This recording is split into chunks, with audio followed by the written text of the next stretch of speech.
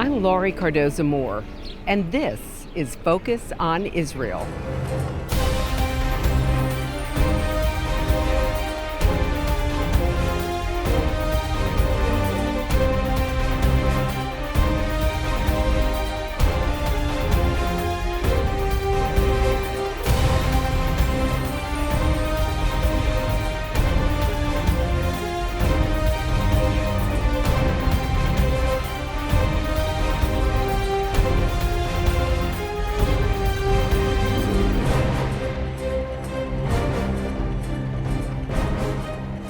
On our program today, you'll meet a man who was raised as a Muslim Palestinian.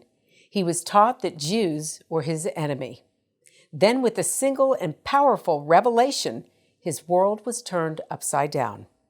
Hello, I'm Laurie Cardoza-Moore, founder of Proclaiming Justice to the Nations, a nonprofit organization dedicated to educating and sharing the message of Christian biblical responsibility to the people and land of Israel in the face of a growing global anti-Semitism. Proclaiming Justice to the Nations was birthed to stop the silence, to wake up Christians and people of conscience to the realities of a world bent on destroying Israel and the Jewish people. In the Middle East, Muslim children are taught that Jews are not even human, that they are monsters or animals that should be shunned and killed. Amazingly, some emerge from this darkness and learn the truth. While on a recent trip to Israel, I had the unique opportunity to meet a young Muslim man who discovered that he truly was his own worst enemy. Mark Halawa was born into a secular Muslim family in Kuwait. His father owned a very successful construction business that provided a privileged life for him and his 4 siblings. In 1990, the first Gulf War struck Kuwait and changed his life. When he was 12 years old, his father's business was destroyed, and the family left Kuwait, moving first to Jordan and eventually immigrating to Canada. Although he was a secular Muslim, his father was rabidly anti-Israel and anti-Semitic. Yet Mark had heard vague family rumors that his maternal grandmother was Jewish. While studying at the University of Western Ontario, he met a rabbi who explained that, based on Jewish law, which determines religion through the mother, he was a Jew. He then began to explore his religious roots, which ultimately led him to Israel to study at a yeshiva. His story is inspiring, and his mission to bring peace between Muslims and Jews is heroic. He gave me a look into what it was like growing up in a Muslim country and being taught to hate all Jews and Israel. My name is Mark Halawa. I was born and raised in Kuwait to a secular Muslim. We called ourselves Palestinian. We had a Jordanian passport at the time, but we called ourselves Palestinian family. So secular Muslim Palestinian family. Lived in Kuwait like everybody else. All along, I knew that my grandmother is Jewish, but I did not know that that would make me a Jew later on, 26 years of my life. I'm going to tell you, with everything that I went through and experienced in my life in Kuwait, I saw Kuwait as a great nation, great country. I like Kuwaiti people, generosity, the system, my school, my teachers, everybody else. So in school, there are a few types of incitement. To be honest, everywhere you turn your face is incitement. Incitement against Jews, Christians, this is the standard. Of course, everybody else also that is not Muslim, Hindus and Buddhists and whoever they want. Yet, back in my day, we went to school 6 days a week, and every day we'd have a Muslim class.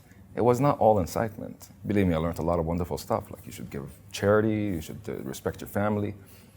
Yet, the first verse of Quran, which we all recited every single day, crossing our arms and saying it verse by verse, I know it by heart and I'll never forget it. Give us the righteous path, the path that you have bestowed upon us, except those who went astray and those who God frowned upon. The explanation right under, and you'll see this in prints that are available in the United States of America, those who went astray are the Christians, and those who God frowned upon are the Jews. So you automatically, day in, day out, with thinking about it or not, since you're a child, you think that those people are excluded, they're no good. We had an Arabic language teacher. I never liked this guy very much, nothing personal, just an older guy, we never connected. So the Arabic language teacher walks in. He turns the seat upside down or backwards and sits down and looks at us. He goes, all right, today we're going to learn things differently. And he pulls in a map of the Middle East.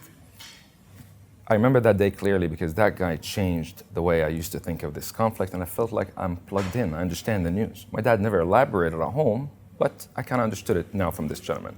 He goes, look where the West, the Crusaders, and the Jews, and the United Kingdom planted the Jews in the middle of the Arab and Muslim world after breaking the Ottoman Caliphate, or like you like to call it in English, Ottoman Empire. I'm not sure how Caliphate translates to empire. And planted the Jews right there between the eastern side of the Middle East, Asia, and the western side, which is Africa. So there would never be another Islamic Caliphate established again. I'm looking at the visual, I heard the words, and it made absolute sense to me. I had an Egyptian teacher also that would walk in and say, if one bomb could kill 5 Jews, how many bombs you'd need to kill 35 Jews? I heard the question that justifies the idea of killing someone because they're different. Because in a text somewhere that is disputed, by the way, I learned today between Shiites and Sunnis, that's not today's topic, it says those people are no good, they don't exist. And that education means that those people are not just regular infidels, like they're really infidels, as in like their property is yours, the women are yours, their houses are yours. Yeah, from a young age. There's no way you could dispute this. At some point, first of all, just to go back at what I mentioned at the beginning, my father is an avid supporter of the Palestinian cause, if we could call it a cause. My dad was born in 1945 in a place called PJTN in northern Israel. So when the British Mandate of Palestine existed. My dad was one of the first supporters of the PLO in Kuwait. Yasser Arafat, as you might know, lived in Kuwait and was also an engineer like my father. The PLO was established in Jerusalem long ago, long before, maybe a decade before, but it was dead. So this guy re-established it, and my father was one of the first 300 donors to give a portion of the salary to this gentleman, this charismatic, evil gentleman. What was a trigger? There wasn't one specific trigger, but there were many. I'd like to mention this one simple one. When the Gulf War happened, we're on vacation. Then we had to go to Jordan because we had an apartment there. We went to our apartment in Jordan, took off the covers from couches and the TV, and I turned the TV on like any child would do. I was 13 years old in 1990. And I'm flipping channels. There was a couple of Jordanian channels, and there was another channel with Sesame Street, and the characters were speaking a language I was not familiar with. I thought it's Kurdish or Persian. It was close to Arabic, but not Arabic. And I watched and listened, and it looked different. The characters looked different. And then somebody says shalom, and it was like a bomb fell out. I was so scared, and I wanted to turn the TV off. I discovered I'm watching Israeli TV. Slowly, Israeli TV became one of our favorite TV channels at home. All of us, the whole family, including my dad and my mom, would watch only Israeli TV. They had great broadcasting. But what I liked more in Israeli TV than the normal shows, The Simpsons and the movies and all the good stuff, was commercials, Israeli commercials. I always liked commercials. Many people like commercials till today. But in Israeli commercials, you would see Israelis. You're not seeing American actors. I'm looking at Israelis, moms, children, fathers, young kids acting and behaving and doing things that make them look happy and lovely and enjoying life. Mothers are hugging their children. People are just laughing. Maybe they have to do that in front of camera. I don't know, but it was just mesmerizing. What about the shape-shifting people? What about those evil infidels that are planning day in, day out to kill me? And we have to go defend. You always feel like you have to defend. When I was a child, and I said this in the United Nations last year, 2017, a part of our education was to learn the types of jihad out there. And this exists today, or this kind of echoes in America. You see a lot of children behave in a certain way, like they are seeking their own version of jihad.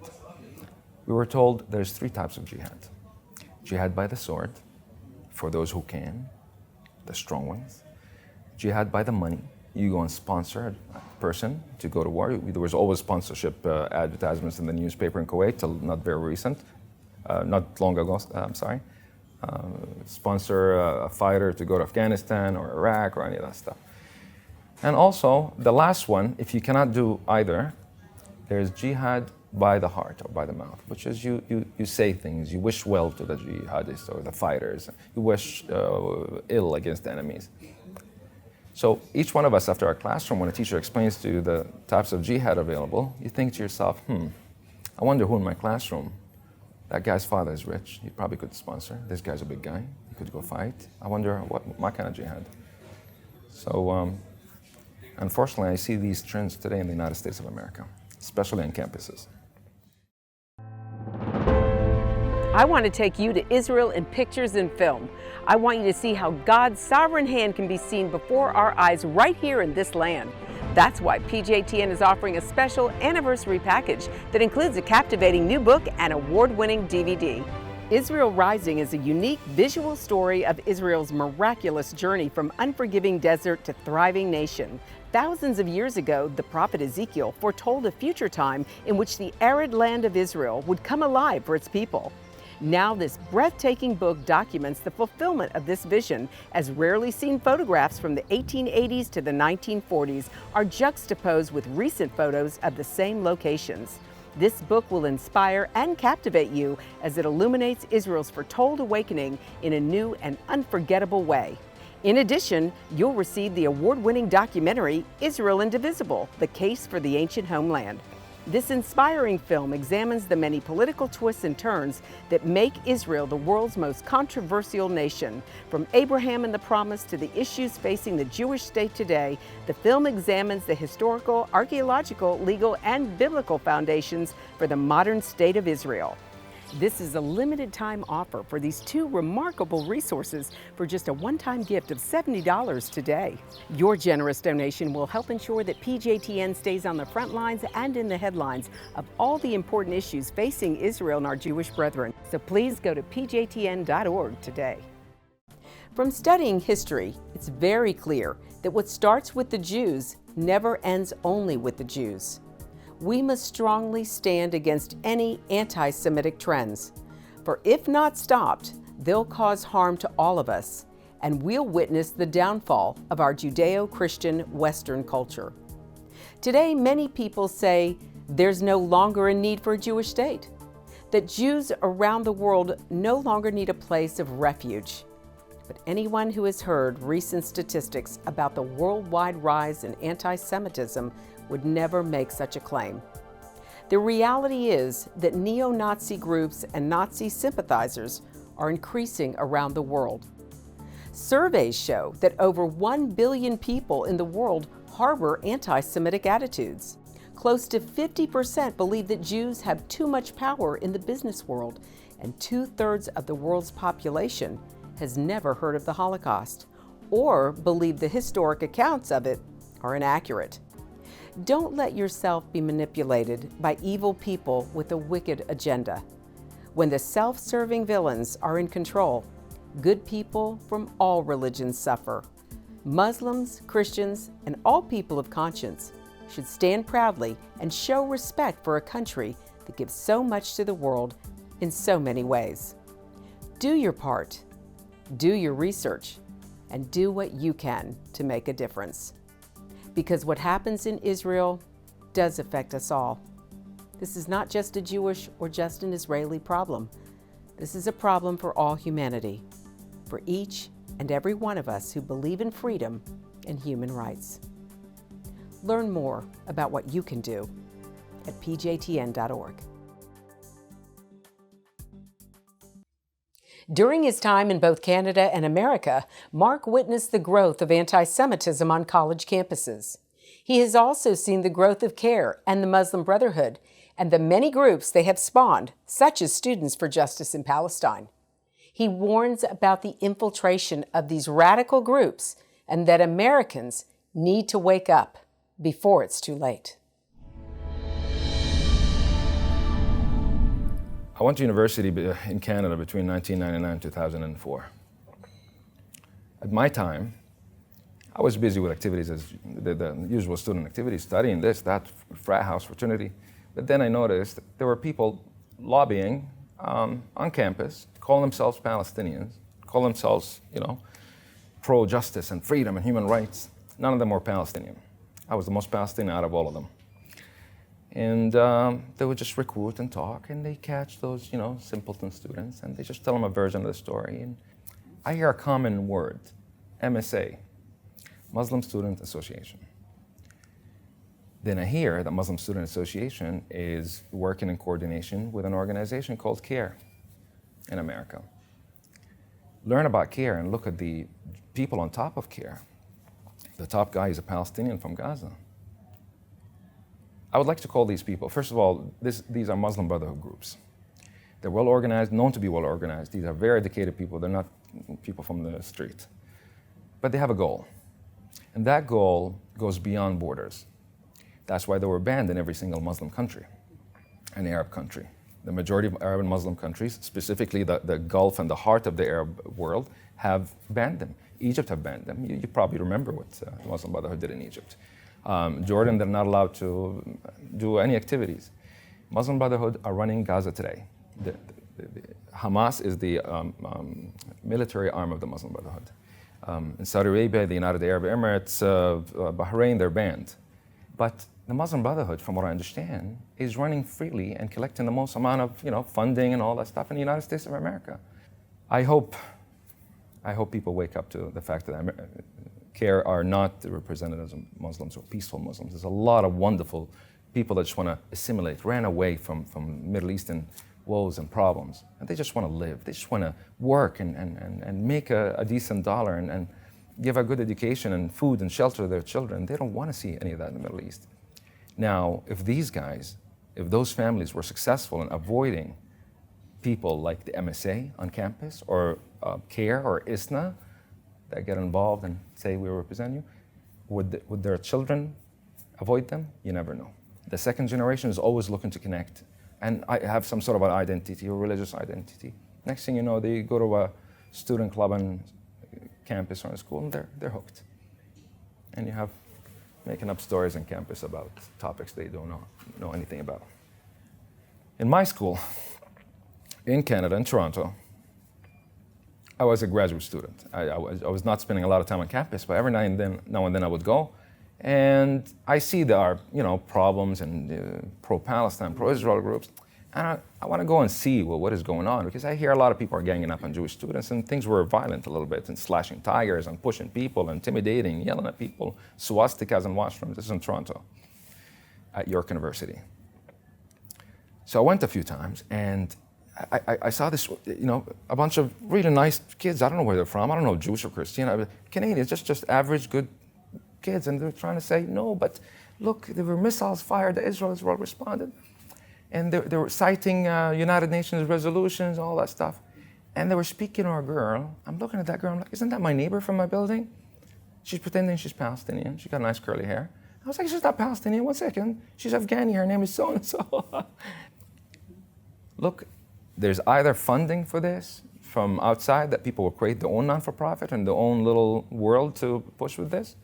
And some of them are associated with CARE and ISNA openly, like the Muslim Student Association. They're in every single campus almost, in every state in the United States of America. Those are the same guys that will learn the violent version of Quran. These guys are Muslim Brotherhood. They don't joke around. Look at the motto, read the motto yourself. Jihad is our way. Martyrdom is our way. That's their motto. And they are based in America.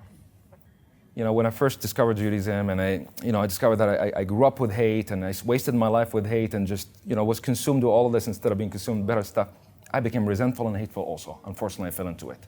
But then slowly I started opening my mind and eyes as I traveled and I saw different people. People are different. Organizations are the ones I would be scared of. To know who these organizations are, who's funding them. BDS, one of the first paychecks that I received to BDS was from the wife of the previous Emir of Qatar. And there are documents to prove this, and I'm happy to send you the document if you'd like to include it in this show. There are people who are looking to create trouble, and they use these tools for example, this woman, Linda Sarsour, does. Linda Sarsour, one of her cousins, last name is Sarsour also, was detained in an ISIS cell in Saudi Arabia, 2016, 2015. She doesn't come from this, intellectual world that we think she comes from. And she likes to just jump in each topic, give her own point of view. But she's a Muslim Brotherhood supporter, staunch Muslim Brotherhood supporter. Does she work with CARE? Does she know CARE? I'm not sure of the detail. I know she likes Farrakhan also. Absolutely. But just, unfortunately, I feel bad for the honest, decent Americans that feel for a cause. That's the American value. I'm going to fight for you, even if you live across the world. I learned that growing up from watching TV. I like looking at Americans. How amazing could that be? And you have freedom to say such a thing. In the Middle East, you don't have much freedom. You say the wrong thing about the wrong political factor, you'll be yanked from your house, or somebody will knock on the door, tell you, hey, I'm watching. But Americans, they have the freedom. Instead of choosing the freedom to just be selfish and think of their own life only, no, they're going out to help others. That selflessness of America is really attractive. And I give you my word, I cannot quantify who in the Middle East are so very pro-America, but the vast majority of youth, the young people in the Middle East today, first of all, they're sick and tired of everything that they saw. You and I also saw in the past 5, 6, 7 years with all the terrorism and attacks and ISIS and all that stuff. People appreciate what America stands for. People pray for America. Please stay strong. Please have our back. Please go fight the bad people. And there are those who are moving the scene in the Middle East in an evil way, trying to distract attention. Sometimes they create trouble in Libya, sometimes in Syria, sometimes in Egypt. And they pump a lot of money into this. And they have a lot of money gushing from the ground. Actualize where you are. Wake up in the morning, look around you. Look at the people that opened their hearts in the countries and trusted you. There's a lot of trust in North America. Just take advantage of that in a good way. Distance yourselves from the bad guys that are trying to, gather you under an umbrella of religion. Be doubtful. Why are these guys pushing that far? What's their agenda? Leave extremism behind. Remember that there are people here that are like family. The social fabric of America allows this kind of cohesion between people, despite the religion. Stay away from CARE. Stay away from ISNA. These guys are just puppets that other governments are using to distract America and to divide America. You want a strong America. You want a vibrant America and stronger than ever in order to repel the evils of today. We live in a dangerous world and things are not exactly what we see.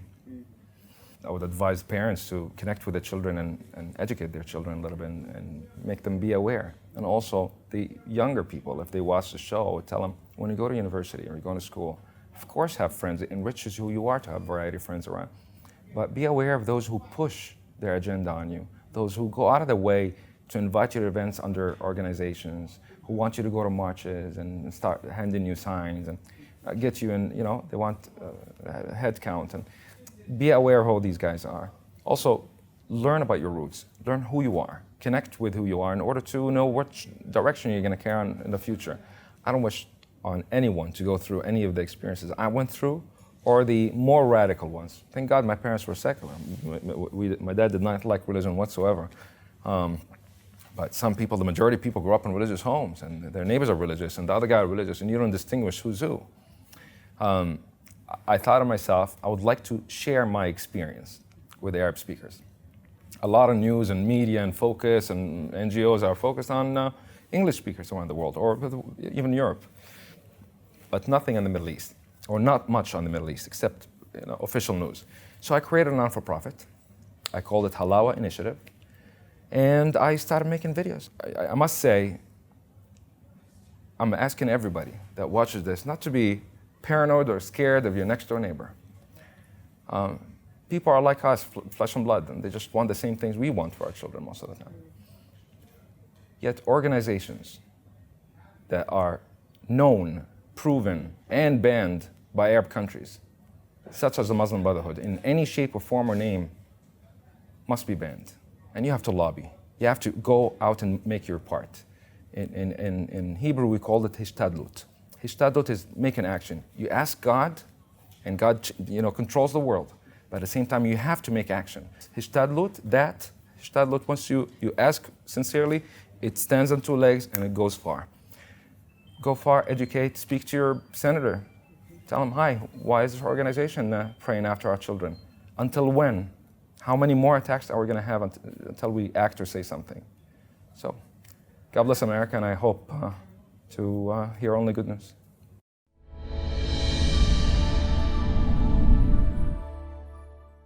Mark Hollawa is a brave man who speaks the truth, an unfortunate truth that we must all listen to if we want freedom to survive here and in Israel. I will continue to beat this drum as well and look for watchmen to join me in this battle. Now that's our program for today. And I want you to know we appreciate your support.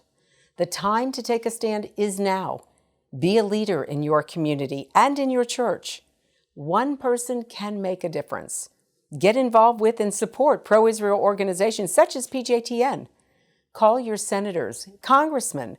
Let your elected leaders hear from you. Visit our website to learn more. Sign up to receive action alerts and order our films to share with family and friends.